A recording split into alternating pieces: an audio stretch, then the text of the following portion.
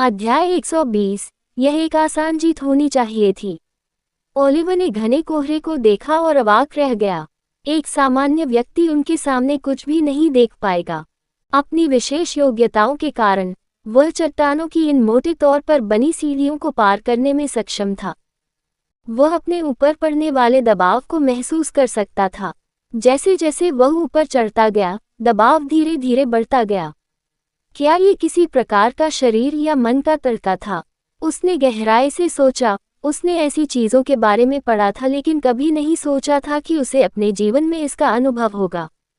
ऐसा महसूस हुआ जैसे ऊपर की ओर उठाए गए प्रत्येक कदम के साथ गुरुत्वाकर्षण खिंचाव बढ़ रहा था। उसने जानबूझकर बेला और नादिया को अपने से आगे निकलने की अनुमति दी और वे एवलिन के ठीक बगल में चले गए।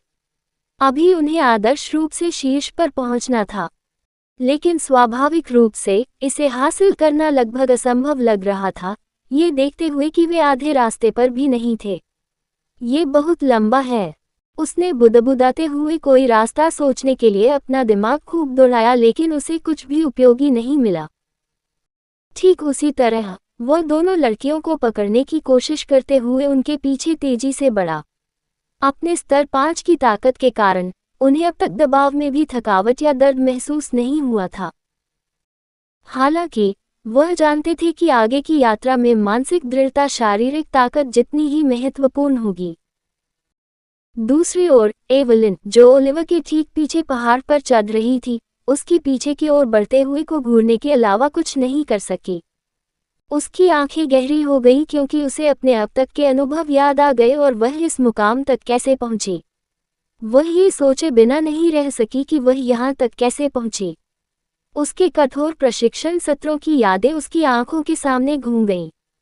जब से उसे याद है, वह कड़ी मेहनत कर रही थी। उसका लक्ष्य जरूरतमंद लोगों की मदद करने के लिए एक मजबूत ओझा बनना था, एक ऐसी जगह प्रदान करना जहां हर कोई अपने जीवन की चिंता किए बिना आराम से रह सके।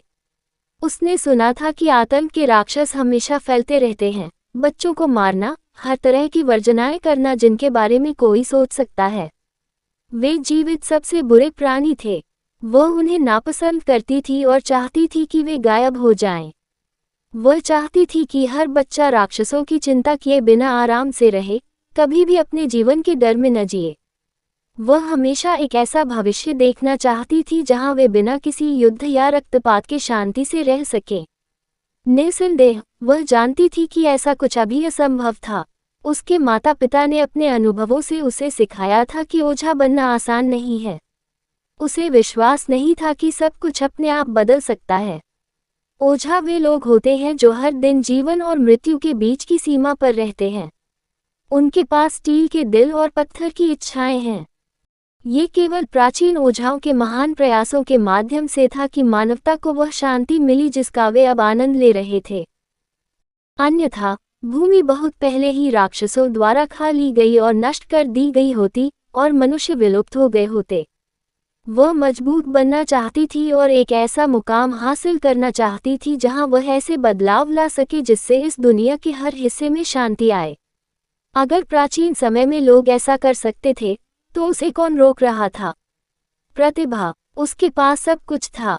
संसाधन, उसके पास ये सब थे। प्रोत्साहन, उसके पास ये था। उसके पास किसी भी चीज की कमी नहीं थी और इस तरह उसने खुद को अपने माता पिता के नक्शे कदम पर चलने के लिए समर्पित कर दिया। उनकी माँ उनकी सबसे बड़ी प्रेरणा थी। जिस भविष्य का उसने सपना देखा था, उसमें वह उस स्तर पर होना चाहती थी जहां वह अपनी मां के साथ मिलकर काम कर सके, उस शांति को बहाल कर सके जिसकी सभी को इच्छा थी। उसकी मां के बाद उसकी बड़ी बहन थी, जिसकी वह सबसे अधिक प्रशंसा करती थी।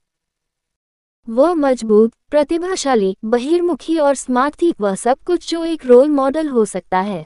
बेला उनके लिए आदर्श थी। ऊपर उठने के लिए पहला कदम अपनी बहन को पकड़ना था। अगर वह ऐसा भी नहीं कर सकती थी, तो वह अपने कबीले की मदद करने का सपना कैसे देख सकती थी? उसने किसी से भी अधिक मेहनत की, अपनी बहन से सीखा और हर जगह उसका अनुसरण किया। यदि बेला प्रशिक्षण ले रही थी, तो वह भी थी। जैसे जैसे बेला मजबूत होती गई, अंतर हमेशा बना रहा। वह अक्सर सोचती थी कि क्या वह कभी उस अंतर को पाट पाएगी। वह अपनी बहन को कभी भी उचित द्वंद्व या बुनियादी मुकाबले में नहीं हरा सकती थी। उसकी बहन हमेशा उससे 2 कदम आगे सोचती थी। उसे हमेशा आश्चर्य होता था जब वह अपनी बहन के कार्यों से कुछ सीखती थी। बेला ने हमेशा एक शांति बनाए रखी, चाहे वह किसी भी स्थिति या दबाव का सामना कर रही हो। ताकत के प्रति दीवानगी के बावजूद उसने अपनी बहन को कभी आवेगी होते नहीं देखा था। बेला कोई ताकतवर पागल नहीं थी। लोग अक्सर उसे गलत समझते थे, लेकिन वह बेहतर जानती थी, उसे रोजाना देखती थी और उसके साथ अभ्यास करती थी। वह ऐसी व्यक्ति थी जिन्होंने एक ऐसा संतुलन बनाए रखा जो लगभग अप्राप्य लगता था। बेला निश्चित रूप से उसकी रोल मॉडल होने के साथ साथ उसकी प्रतिद्वंद्वी भी थी। उसने नहीं सोचा था कि उसके साथियों में से कोई भी उसकी बहन की बराबरी कर सकता है। ऐसा तब तक था जब तक उन्हें अन्य 5 प्रमुख कुलों के उत्तराधिकारियों से मिलने के लिए आमंत्रित नहीं किया गया था। ईमानदारी से कहूं तो वह कुछ औपचारिक खुशियों के अलावा और कुछ की उम्मीद नहीं कर रही थी जिसकी वह उस स्थान पर पहुंचने पर आदी थी। और चीजें वैसी ही चल रही थी जैसी उसने उम्मीद की थी। कोई भी ज्यादा नहीं बोलता था और बस दूसरों को देखता रहता था। मेज के चारों ओर एक अजीब माहौल था। फिर कुख्यात मिस्टिक पर्च कबीले के लोग आए। वह गुप्त रूप से उम्मीद कर रही थी कि उत्तराधिकारी ठंडे और तीखे होंगे, जो उनके कबीले की प्रकृति का प्रतिनिधित्व करेंगे।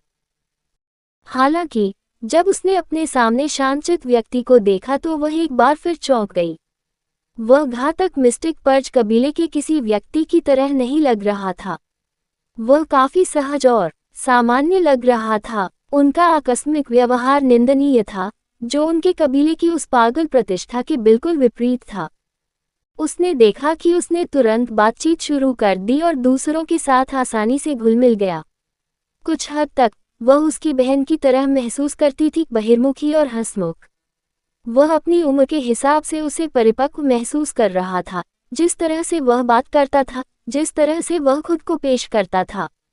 इतना ही नहीं, जब उसने उसकी विशेषताओं, उसके चेहरे को देखा, तो एक चीज जो उसे सबसे ज्यादा दिखाई देती थी वह थी उसकी आंखें। वे आकर्षक, भयभीत करने वाले और रहस्यमय थे।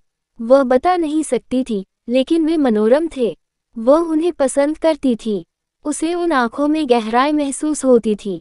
दूसरी ओर उनकी जुड़वा बहन मिस्टिक पर्च कबीले के किसी व्यक्ति का अधिक सटीक वर्णन करती थी।